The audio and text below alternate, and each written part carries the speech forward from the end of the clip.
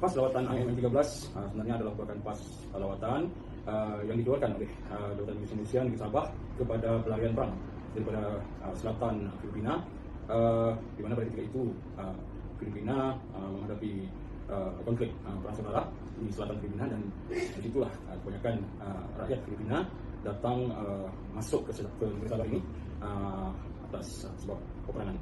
Dan pada ketika itu Indonesia dan juga kerajaan negeri Sabah pada ketika itu telah mengeluarkan satu PAS yang dipanggil PAS lawatan ataupun PAS pelarian, khusus kepada mangsa-mangsa perang ataupun pelarian perang yang masuk ke Sabah ini untuk mencari perlindungan di negeri Sabah ini. Secara umumnya itulah PAS.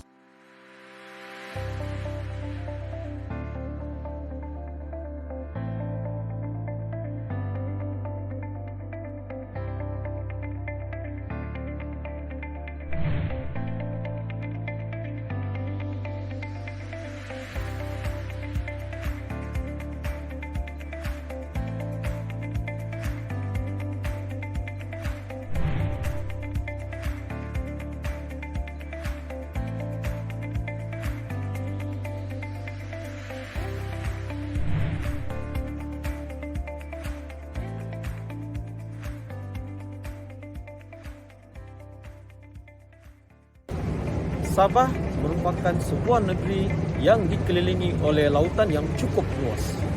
Dua lautan yang mengelilingi Sabah adalah Laut Cina Selatan dan juga Laut Sulu. Kedudukan geografi negeri Sabah itu sendiri yang cukup hampir dengan negara-negara jiran seperti negara Filipina dan juga Indonesia telah menyebabkan Sabah menjadi destinasi pilihan migran untuk datang ke negeri ini atas berbagai tujuan. Antara kelompok migran yang telah berada di negeri Sabah adalah warga negara Filipina yang telah berada di negeri ini dalam tempoh yang agak lama. Sebahagian daripada migran ini mempunyai berbagai dokumen dan juga PAS untuk tinggal di negeri Sabah ini secara sah. Antara kelompok migran ini adalah merupakan mereka yang memegang PAS lawatan sosial IMM 13 untuk tinggal secara sah di negeri ini. Menurut Jabatan Imigresen Malaysia Negeri Sabah, PAS lawatan sosial IMM 13 ini telah dikeluarkan kepada warga negara dari Filipina yang telah hadir ke negeri Sabah dan datang ke Sabah pada tahun sekitar 1970 atas konflik dan juga peperangan saudara yang berlaku di negara tersebut. Justru dokumentari ini akan melihat dan mengupas strategi kelangsungan hidup pemegang PAS lawatan sosial IMM 13 di Semporna, Lahad Datu dan Kota Kinabalu. Sama-sama kita saksikan. Seperti yang kita tahu, sebagai pemegang PAS IMM 13 ini, mereka banyak berhadapan dengan pelbagai cabaran demi memenuhi kelangsungan hidup mereka di Sabah. Menteri Dalam Negeri Datuk Seri Hamzah Zainuddin sendiri telah membuat keputusan untuk menyelaraskan semula 136,000 pemegang pelbagai kad pendaftaran warga asing di Sabah. Penyelarasan ini menyebabkan IMM 13 bakal menjadi dokumen pengenalan tunggal kepada warga asing dari Filipina di Sabah. Walau bagaimanapun, otoriti dan undang-undang yang ada di Malaysia telah menjadikan pemegang PAS IMM 13 ini menghadapi pelbagai cabaran hidup untuk meneruskan kelangsungan hidup mereka, tidak kira dalam aspek politik, ekonomi maupun sosial. Justru itu, terdapat 3 orang informan yang telah ditemubual, iaitu Cik Salina, Encik Rudy dan juga Encik Richard. Hal ini penting bagi menjawab objektif pertama kami, iaitu cabaran yang dihadapi oleh pemegang PAS IMM 13 untuk kelangsungan hidup. Terdapat 2 cabaran utama yang dihadapi oleh pemegang PAS IMM 13. Pertama, kita boleh melihat kesukaran mereka dari segi membeli dan menyimpan aset. Hal ini dikatakan demikian kerana tidak mampu untuk membeli rumah dan kereta bagi menjalani kelangsungan hidup. Tambahan pula, gaji yang diterima oleh mereka terus ke tangan tanpa ada sebarang transaksi di bank disebabkan itulah mereka sukar membuat penyimpanan peribadi. Kalau nak beli kereta tu memang ada minat. Nak beli rumah sendiri memang ada nak minat beli apa semua kan. Tapi buat masa sekarang ni tak boleh lagi sebab saya pemegang MM13 kan. Kira macam tak mencapai lagi. Dia bagi straight macam tu je. Dia terus bagi straight macam okey. Memang macam kau ni tak boleh buka bank apa? Tak boleh lagi. Selain itu juga, jaminan pekerjaan yang baik adalah terhad merupakan cabaran yang dihadapi oleh pemegang PAS IM13. Hal ini kerana pekerjaan yang baik memerlukan kelayakan tinggi dan kebanyakan dari kalangan mereka hanya berpendidikan rendah. Malah, setiap pekerjaan yang dilakukan hanya mendapat gaji asas sahaja. Kat Arya Putatan kan, saya stay sana 5 bulan. So time tu saya tak dapat kerja lagi. Saya ada satu kawan ni, dia kata ada kat office ni dia macam penapis air lah. So dia macam saya nak masuk kerja tu. So saya cakap kalau ada kerja kosong saya nak masuk kan. Lepas tu dia kata kena ada SPM, dia kata kena ada degree, dia kata kena ada pelajaran lah, kena ada IC dia kata. Lepas tu kalau saya nak masuk macam mana? Saya tanya dia. Lepas tu dia kata, kalau engkau pemegang M13 memang tak dapat lah. Terpaksa lah engkau cari kerja lain. Dia kata macam tu. Lepas tu saya pun macam not sure lah sangat kan nak masuk ke tak masuk ke. Saya pun macam tak confident sangat. So saya carilah pekerjaan yang super safe tu. Kalau pemegang M13 ni cuma dapat 800 ataupun 600 ke bawah. Macam saudara ni pakai PAS M13. Jadi sebelum anda kerja sebagai pembersihan ni, macam mana kalau mau cari kerja pakai PAS tu? Senang atau tidak?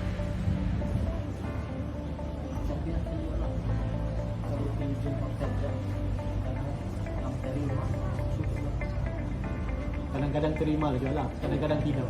Ya.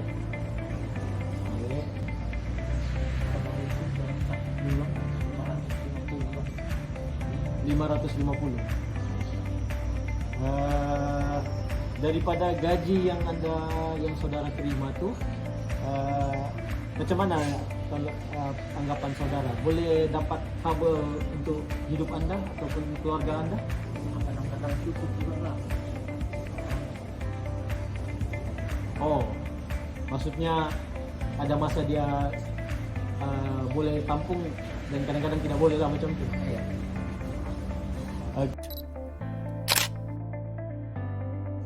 Terdapat 3 strategi survival yang dilakukan oleh pemegang PAS Lawatan Sosial IMM13 dalam meneruskan kelangsungan hidup mereka.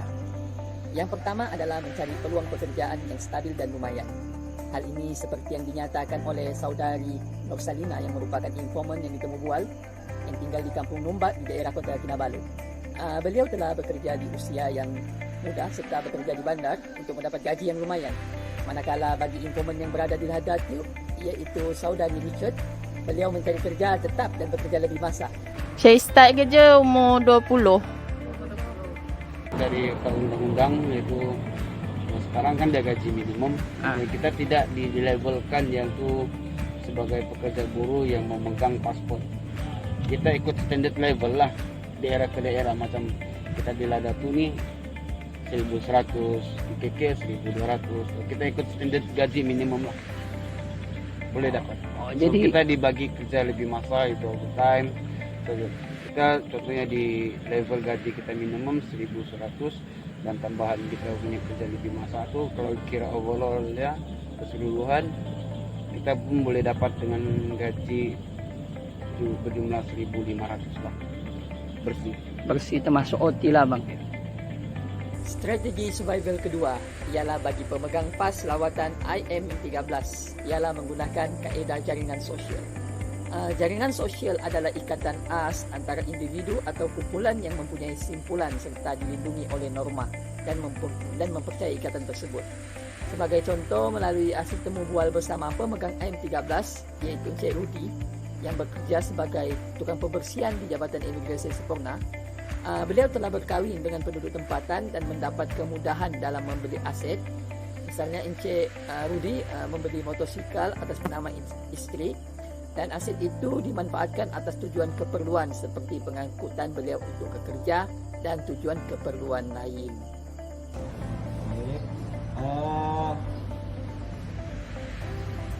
Macam saudara sekarang ni kerja, ada beli apa-apa kah? Macam kereta ke apa-apa sialah?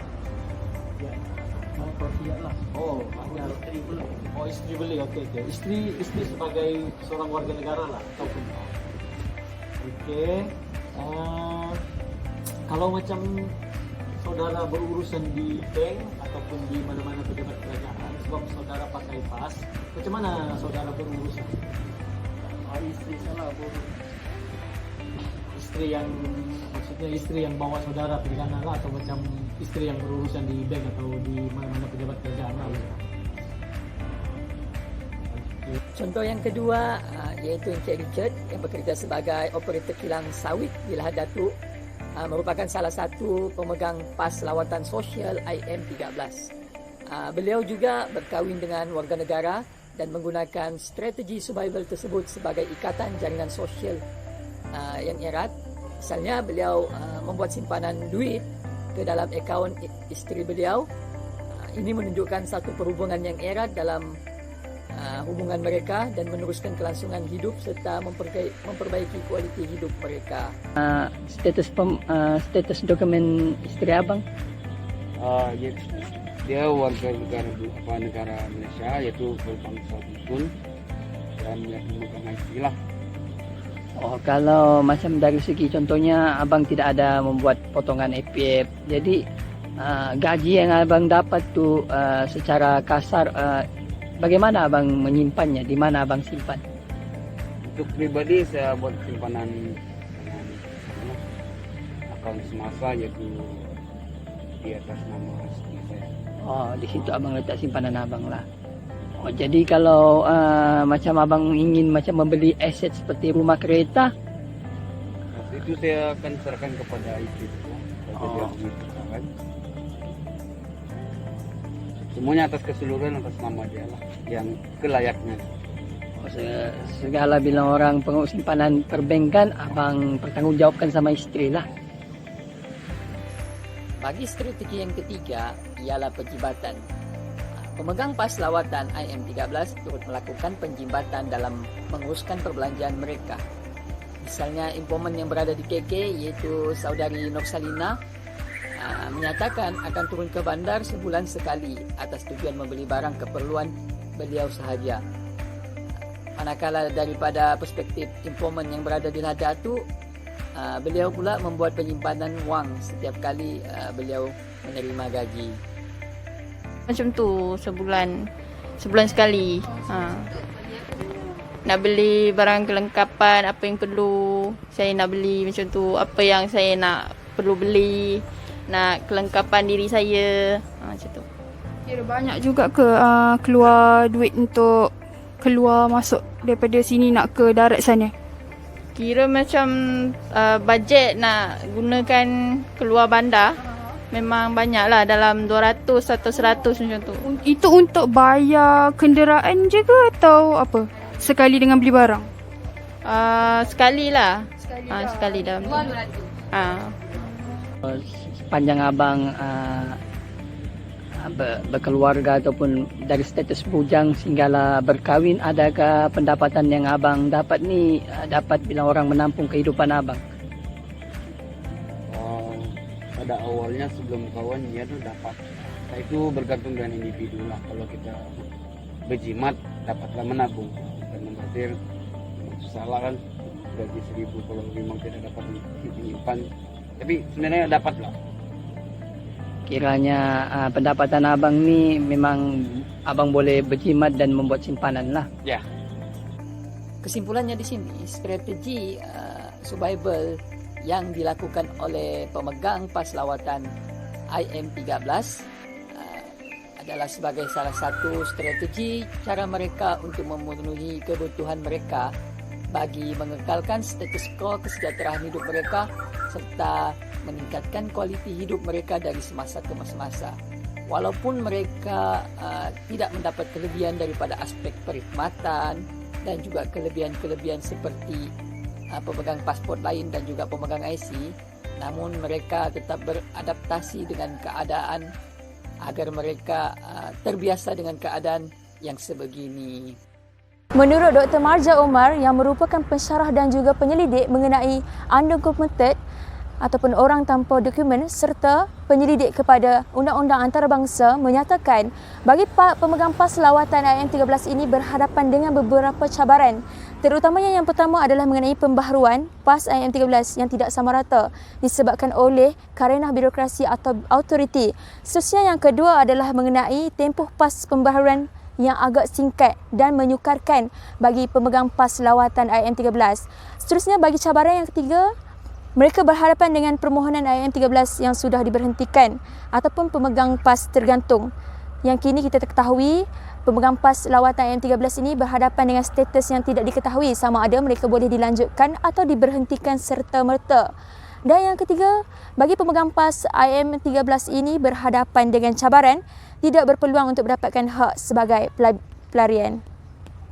Berdasarkan kepada Akta Immigration, kita benarkan mereka untuk berada di sini. Maksudnya mereka tidak akan dianggap sebagai illegal immigrant, mereka tidak akan dianggap sebagai pendatang tanpa izin tetapi sebagai refugee yang memegang IMN13, okay, dan mereka boleh memperbarui. They can renew that. Okay. Mereka boleh renew, itu memang tidak ada isu. Cuma, okay, budi bicara semasa untuk memperbarui itu terletak kepada kerajaan. Mungkin mereka nak, mungkin pada masa mereka submit application, okay, membuat permohonan untuk memperbarui, semua orang boleh buat permohonan, okay, tapi tak semestinya permohonan itu boleh diluluskan dengan mudah ataupun dengan automatik ataupun dengan tanpa perlu memenuhi syarat-syarat lain, kan?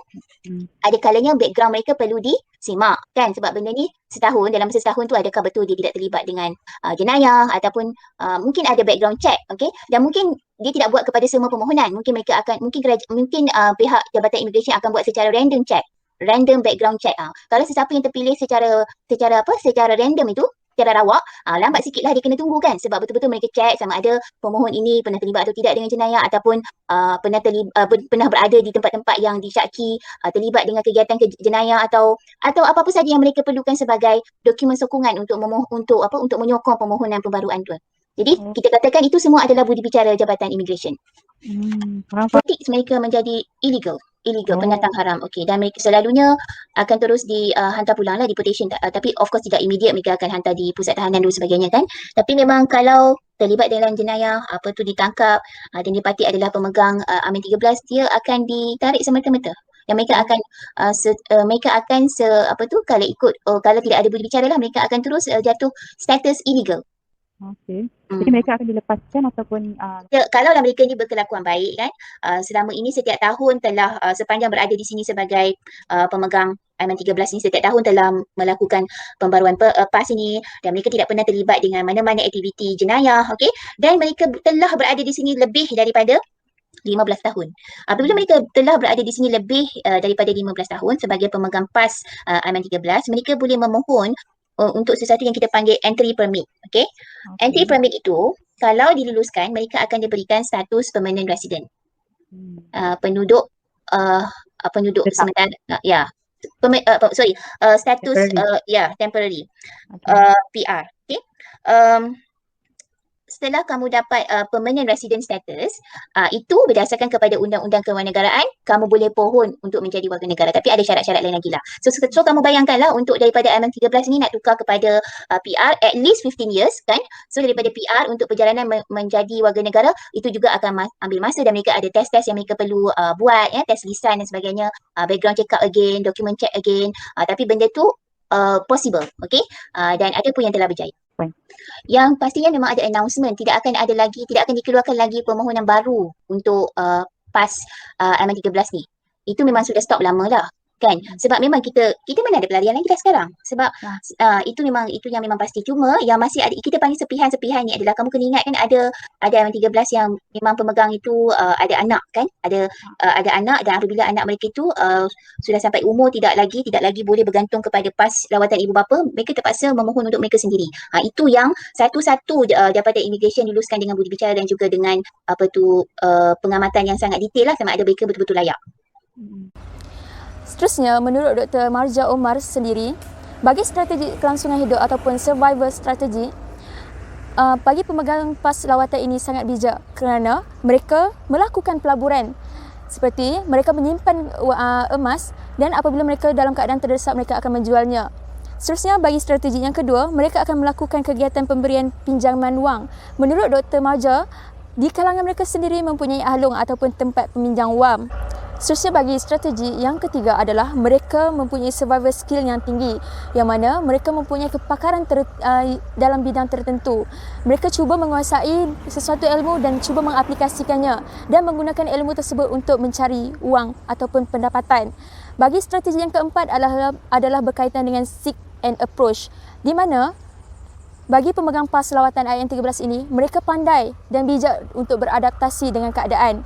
Oleh itu, mereka memerhati dan mendekati, dan mereka mengaplikasikan apa yang mereka boleh, seperti berjual ataupun menolong dengan cara mengenakan upah dan sebagainya. Tukang pinjam duit, okey, sesama mereka ada alung kan, so mereka ni disebabkan informal sector tu itu yang mereka boleh survive. Ya, betul-betul.